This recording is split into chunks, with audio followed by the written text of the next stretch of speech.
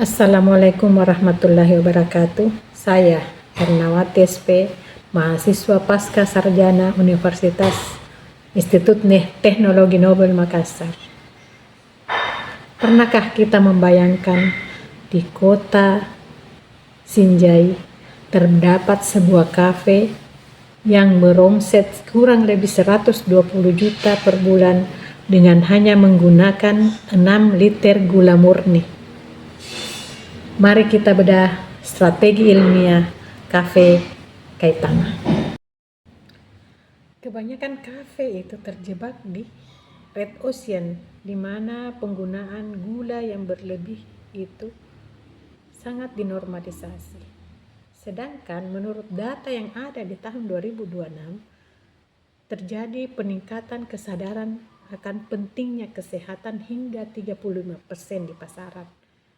Ini juga terindikasi dengan tren yang terjadi di mana fasilitas jogging track, fasilitas gym, dan fasilitas olahraga lainnya itu sudah semakin ramai. Artinya komunitas utamanya Gen Z ini kesadaran akan hidup sehat itu sudah semakin tinggi. Nah, ini mengindikasikan bahwa mereka juga akan menjaga pola hidup mereka. Nah, peluang inilah yang ditangkap oleh Cafe Kaitama dan mengusung tema nongki sehat ini. Cafe Kaitama dipimpin oleh Ande Ilham, berlokasi di pusat kota Sinjai, yaitu tepatnya di Jalan Jenderal Sudirman, mengusung tema yang sangat mulia, di mana dia menyelaraskan 3 aspek, mengusung tema urban modern yang diselaraskan dengan kesehatan konsumen serta kelestarian ekosistem lingkungan. Bukti nyata dari komitmen dari Cafe Kaitama ini dengan menerapkan konsep green management zero waste merupakan bukti nyata bahwa komitmen mereka terhadap lingkungan dengan mengolah 100% ampas kopi yang mereka hasilkan menjadi pupuk organik yang diolah secara mandiri dan dibagikan kembali kepada pelanggan, yang menunjukkan bahwa keterikatan emosional antara pelanggan dengan Cafe Kaitama atau Green Trust yang sangat dalam. Kita bisa perhatikan rasio ilmiah dari rantai pasok yang digunakan oleh Cafe Kaitama, di mana penggunaan kopi yang kurang lebih 30 kilo sebulan itu yang menggunakan gula murni yang dibatasi hanya dengan 6 liter menghasilkan rasio kemanisan ekstrem sekitar 0,2 liter per kilogram. Ini mengedukasi pasar tentunya. Bagaimana omset yang menembus 120 juta hingga 120 juta ini tentu tidak hanya dari penjualan kopi murni tadi, tapi mereka ada cross selling, artinya mereka juga memasarkan produk lain. Contohnya, mereka mengkombinasikan hidangan halal Chinese food yang lezat dan menarik pangsa pasar yang lain, bukan pecinta kopi tetapi keluarga untuk makan besar. Tentu saja konsumen modern itu bersedia membayar harga premium di kedai kopi yang mereka bukan sekedar membeli komoditas kafein, melainkan mereka juga mendapatkan 3 kepuasan sekaligus. Yang pertama, kepuasan perlindungan kesehatan diri, kenyamanan ruang komunal yang disajikan oleh Cafe Kaitama dengan kafe yang estetik tentunya, dan jaminan kehalalan produk kuliner keluarga.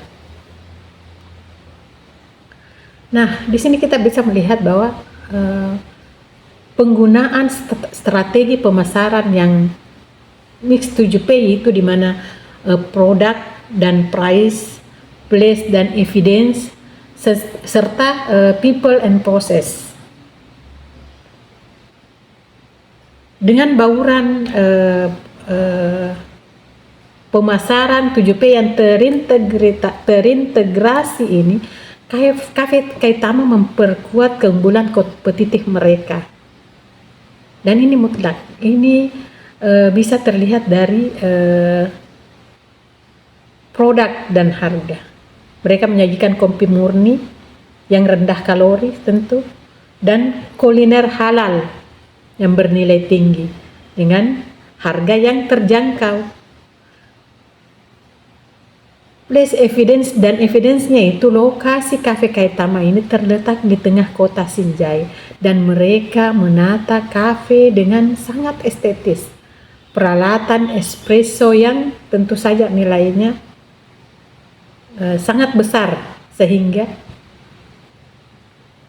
mereka juga menggunakan tenaga kerja yang sangat profesional, terlatih dan mempunyai SOP yang tinggi serta penataan dapur yang luar biasa, sehingga sistem pengolahan limbah juga yang sangat ramah lingkungan.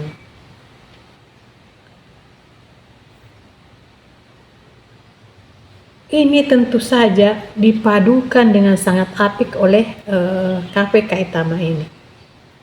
Tentu saja yang sangat menunjang juga adalah aktivasi offline yang merupakan kunci loyalitas, di mana Cafe Kaitama sering mengadakan kompetisi menyeduh kopi. Ini biasanya diadakan di bulan-bulan Ramadan, misalnya mereka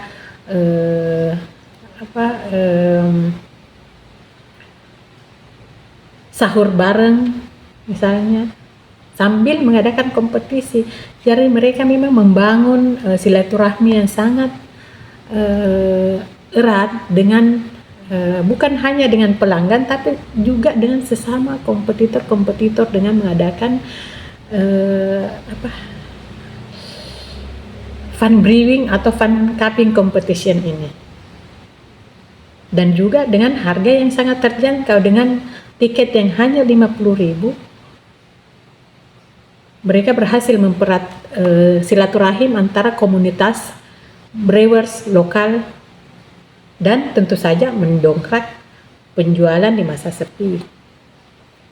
Nah, melalui kacamata SWOT tentu saja kita bisa melihat bahwa Cafe Kaitama ini tentu saja mempunyai kekuatan, peluang sekaligus kelemahan dan ancaman, di mana ini bisa kita pilih-pilih bahwa kekuatan yang dimiliki oleh Cafe Kaitama tentu saja satu dari nilai aset mereka yang bahkan bisa mencapai miliaran rupiah. Dan mereka juga mempunyai branding yang etis, yaitu Nongki Sehat, bebas ampas kopi, dan ruang komunal yang sangat luas.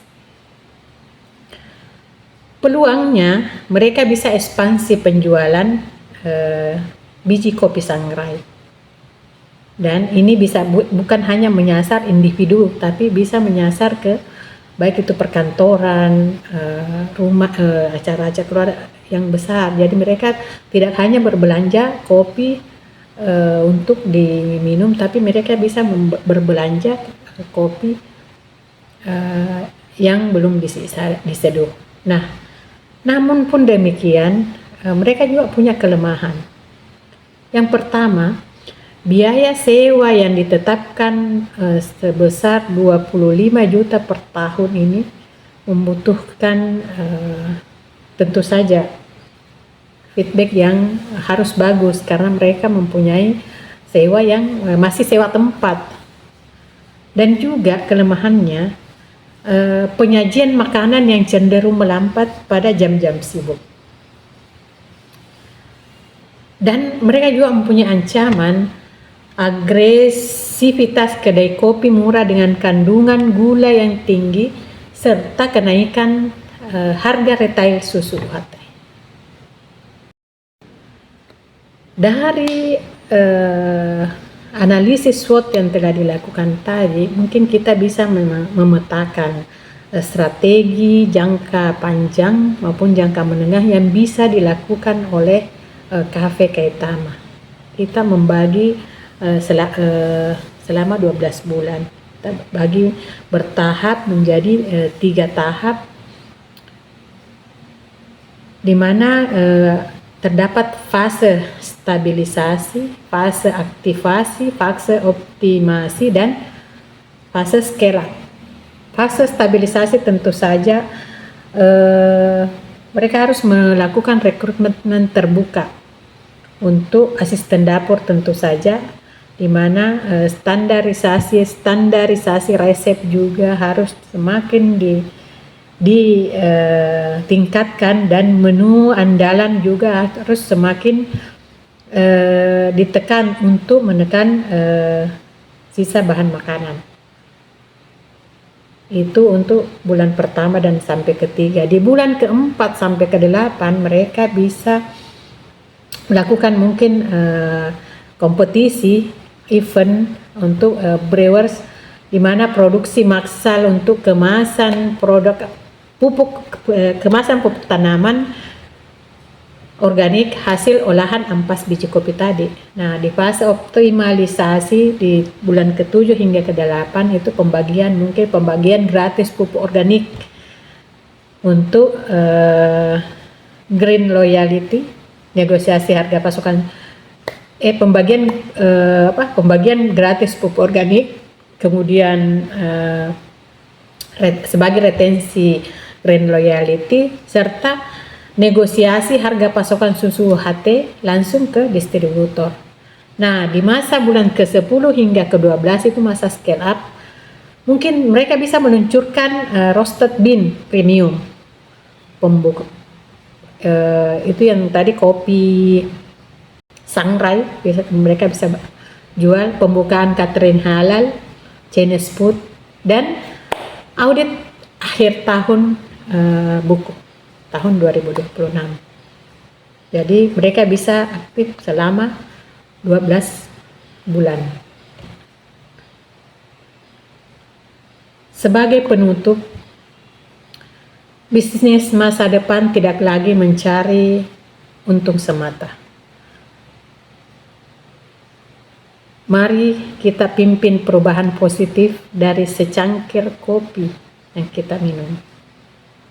Terima kasih. Saya Ernawati SP. Mari kita lestarikan demi generasi masa depan.